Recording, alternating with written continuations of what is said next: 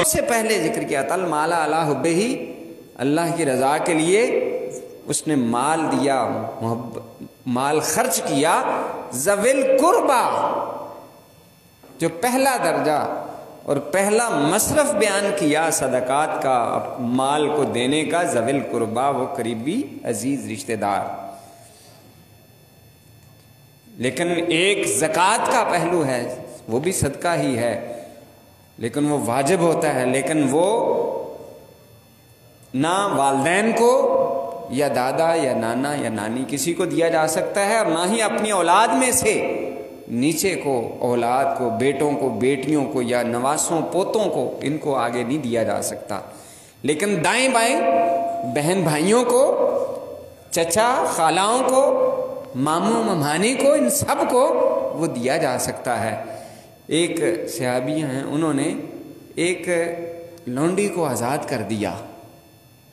رسول پاک صلی اللہ علیہ وآلہ وسلم کو جب علم ہوا تو فرمایا کہ اگر تو یہ اپنے ماموں کو ہبہ کر دیتی، دے دیتی، تو تمہیں اس کا زیادہ اجر و ثواب ہوتا۔ یعنی اس کا مطلب یہ ہوا کہ جو جتنا عزیز یا رشتہ دار یا قرابت والا ہے،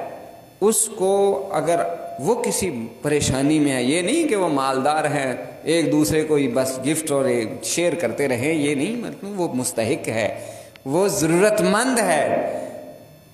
اور اس سے مطلب بعض اوقات ایسا بھی ہوتا ہے کہ ہمارے بہن بھائیوں میں سے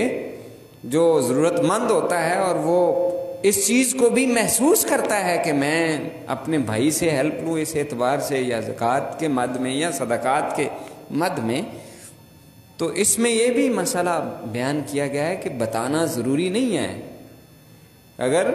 کوئی آپ کا عزیز ہے، رشتہ دار ہے، اور وہ اس بات کو پسند نہیں کرے گا کہ آپ اس کو زکوٰۃ کی مد میں اس کی مدد کر رہے ہیں، تو اسے آپ خاموشی کے ساتھ دے سکتے ہیں، ضروری نہیں ہے اسے بتائیں کہ بھئی یہ زکوٰۃ کا پیسہ ہے، لیکن یہ کنفرم ہو آپ کو کہ اس کو زکوٰۃ لگ سکتی ہے، وہ زکوٰۃ کا مستحق ہے، تو اسے دی جا سکتی ہے۔